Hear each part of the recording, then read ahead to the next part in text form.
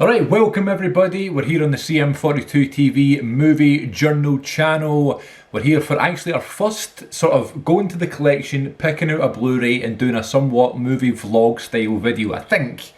I'm just going to do a quick check right now because we have the power of technology in order to do that these days. Let's have a look, shall we? Apologies for the terrible lighting, it is quite late at night. I'm just filming the intro of this video, and then when I discuss thoughts, I'll do it tomorrow when it's a little bit brighter. Right, so we've done cinema trips and stuff, but we've not done me picking up a Blu-ray like this one right here, John Carpenter's The Thing. And since we're fastly approaching Halloween, I thought it would be appropriate to kind of watch something a little bit Halloween-y. And I've had this Blu-ray in my collection for like 350 days or something, because I ordered this along with 3 others, and the 3 others were...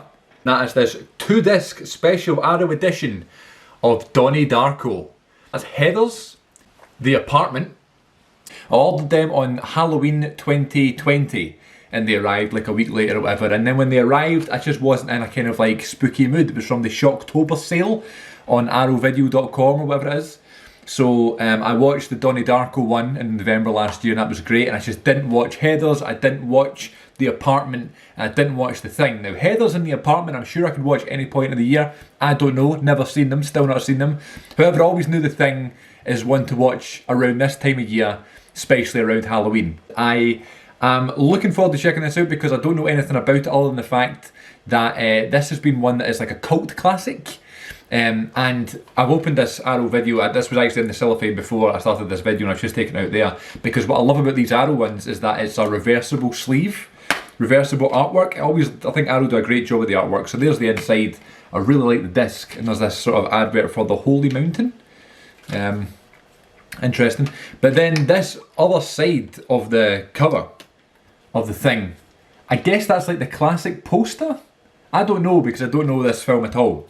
But I recognise that. I recognise that poster. I'm assuming that's like the classic poster. And I kind of like it better than this one. This is a cool cover. I know it's like Arrow Video. You've got all the kind of trademark Arrow Video details and extras and stuff on the back. But isn't that just such a cool... I love the shade of blue. That might sound silly, but isn't that just such a cool reversible cover? So depending on how the film goes, maybe I'll prefer this cover. You know, but in fact what I'm saying is, maybe once I watch the film, maybe I'll like this cover more, depending on how the film goes, you know what I mean? But I've always kind of associated The Thing with this. But I don't know, never seen the film. All I know is that it's John Carpenter, it's a cult classic, it has Kurt Russell in it, you know. Big Trouble in Little China, Escape from New York, other John Carpenter classics with Kurt Russell, so I'm sure it'll be just as enjoyable as them. I believe it's an 80s film, might be late 70s, but I think it's early 80s. I'll do a wee check on that, and I'll put it in the PS4. I'll check out this. This is my first kind of like scary film. I'm doing this because I don't know if it's scary or not. My first kind of Halloween-y film for this time of year. I'm not really into horror films. I'm not really into Halloween itself. So it's rare the fact I'm getting to do this. So I thought, why don't I make a video about it for the movie channel? And in just a few seconds, I'll have my thoughts.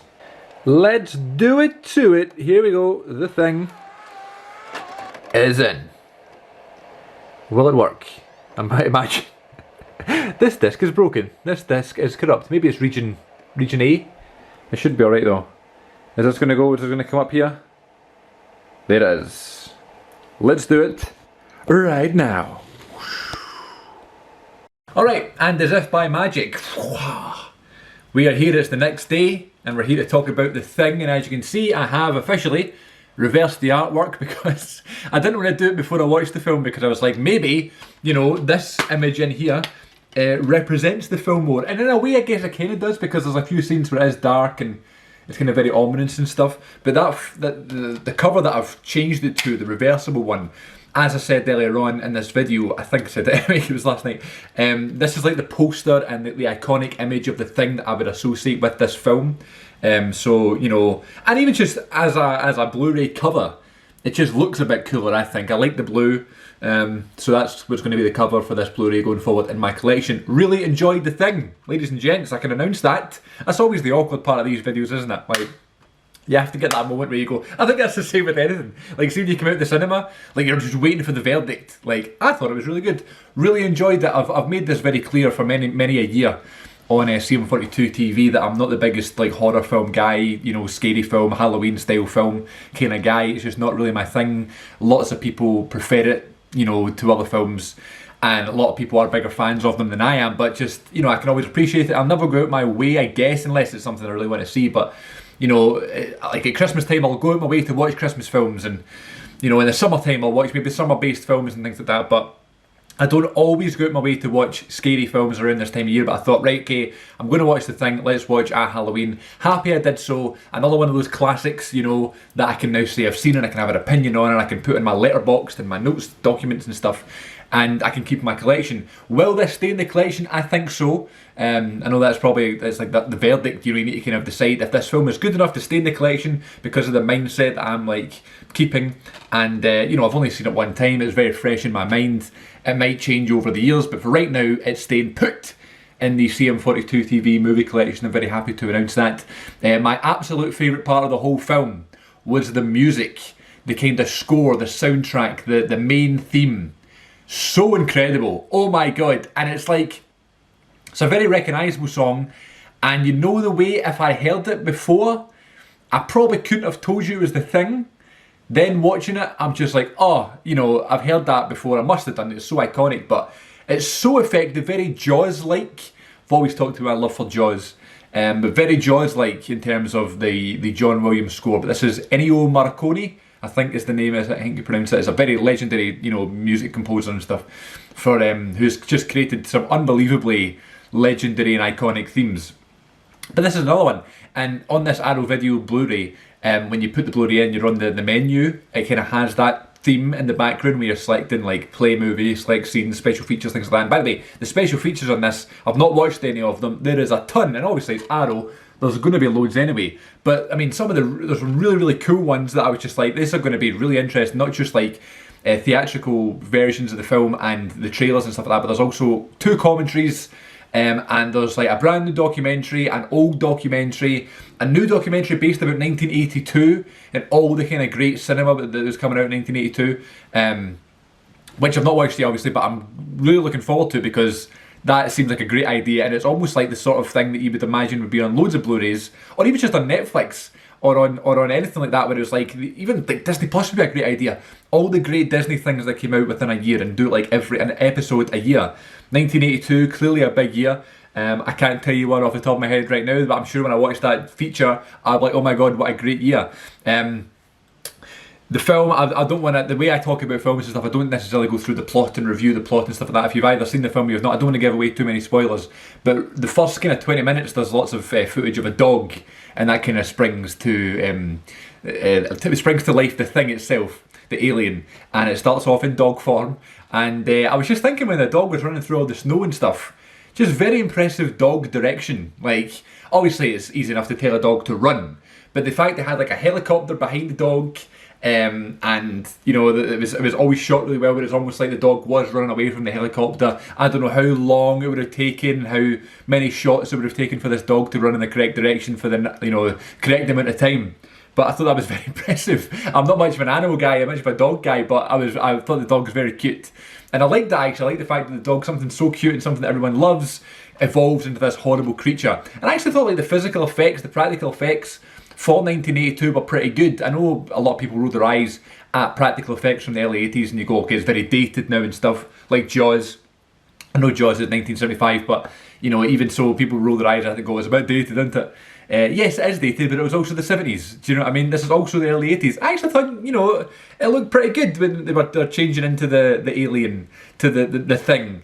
And oh, it's just absolutely disgusting. Absolutely disgusting. You know, even still in 2021, it totally holds up, being as disgusting as it kind of was intended to be. Actually, sometimes watching it, I had to like turn away. I was like disturbed by it, you know? Actually, I really disturbed. There's a couple of really disturbing things actually. There's one where a guy's kind of like doing an operation on his friend, and the friend is part of that alien, and his hands go right through the guy. And it's like, so it eats the guy's arms and stuff and hands. It's just disgusting. And I thought it actually held up really well for that reason. It was disgusting enough even in 2021, where it's disturbing and disgusting. In terms of like the thing itself being like an alien, that's kind of what it's supposed to be. I actually thought it was a really good depiction of what an alien could be and what an alien could look like. That again is something that people roll their eyes at. But this is the age where lots of these things were happening in cinema, like E.T. and things like that, where it's like we're trying to get these extraterrestrial things. What could it possibly look like? It's like obviously E.T. with Spielberg. That was his kind of vision for what an alien could be. And this is John Carpenter's version of it. And I just thought, it's disgusting. We don't know what aliens are going to look like. So I guess it could be something like that. Which is, again, absolutely disgusting. A good depiction of that. There's lots of scenes as well where I like films where all the action kind of takes place in the one area, like they're kind of trapped. You know what I mean? Again, another reason I like Jaws so much. It happens on either a beach, in the water, or on this boat, with the three guys. And the three of them don't get on, they're arguing and stuff like that, but they're also the only thing they've got, and it's like they're stuck in that one area, and the majority of the film and the climax of the film all happens on the boat. It's a bit like The Thing. It always happens at this kind of like science retreat thing in Antarctica. All they've got surrounded by is just snow and cold and dark and not much food, and then there's like this thing that's taken over their friends' bodies, and it kind of becomes like a whodunit, because it's not about who killed someone, it's who is the thing, who is the creature. And I thought that was really interesting. I like a lot of films that are based in the one spot, almost like people are trapped and they have to kind of react in those circumstances. And there's a couple of scenes where there was people running down corridors and almost like they're trying to run away from something, and the way the film was shot is that, this is probably done in millions of films, but I just really thought it was effective in this one. Whether it's a John Carpenter trademark, I don't know, but the camera was like running away with them, and the actor was running towards the camera. I just thought it was really effective, and it was like sort of closed walls, quite a narrow corridor. I thought that was really effective. They're kind of running away from something, they're running away from each other, they're running away from the thing that is kind of taking over their sort of living arrangements for the next few months until the spring comes. You'd be trapped there for months. Obviously now we're a bit luckier with like technology and stuff and social media, but obviously in the early 80s you had nothing, so thought that was really, really interesting. In terms of the Blu-ray itself, again, I love the cover and stuff. I actually, maybe I'm completely wrong here, but when I was watching it, I was like, this is one of the best Blu-ray transfers I think I've seen in terms of a film that is that old, that dated, that cult classic version, where it's like it's going to look one way and people like the fact it looks old, people like the fact it looks early 80s. I thought the transfer was brilliant. It looked so good. Not 4K, just a standard Blu-ray, but I think Arrow did a great job with the transfer. So if you're on the fence of buying it or not, that's definitely something to think about. And yeah, sometimes I find it hard when there's lots of characters. Say for example, Star Wars, there's lots of characters, but you've got lots of time to kind of learn them and get your favourites and stuff. But when it's like a standalone film, there's loads of new characters and names you need to remember. I find that hard sometimes. Maybe it's just the way my brain works or whatever, but you have your main character, which was MacReady, played by Kurt Russell. And it was funny, actually I had a teacher one time called Mrs. MacReady, so anytime I was talking about that I was thinking about the teacher, but I thought that was that was funny. But yeah, so he was great too. I thought this is one of actually Kurt Russell's best I've seen in a long time. But every time he kind of gets loud, that Kurt Russell voice, I think of The Hateful Eight, because that's one of my favourite films ever, and obviously it's very late in his career, but he's just got such a booming voice, But this is obviously young Kurt Russell, great hair, great facial hair. I thought he was really, really good actually, and definitely the most likeable. I liked Childs as well in this film. I thought he was good, and even the dog I thought was really likeable before it turned. But the character of MacReady that Kurt Russell plays was very, very likeable, and I thought he did a really good job. But yeah, it's sometimes hard to remember all the names, who you care about, who you like, who you dislike, who said this, who did that, who's turning, who's not. Sometimes I find that quite hard, especially when there's an ensemble cast. I didn't struggle too much in this film. I thought it did a good job of kind of explaining everybody and stuff. I was watching with subtitles, but yeah, I mean, you can go with that. Again, when you watch it more and more, you'll get used to the characters and stuff. But yeah, The Thing, loved it, really, really enjoyed. Loved it is a bit exaggeration. I really, really liked it. Really glad I watched it. Definitely seen in the collection, a cult classic. Again, prefer this cover, and happy to watch it this time of year. So if you've got any plans for Halloween, enjoy them, be safe. I've got plans for Halloween. This is the first Halloween in a couple of years, obviously, for me. I'm not really into Halloween that much and dressing up, but I'm going full out this year.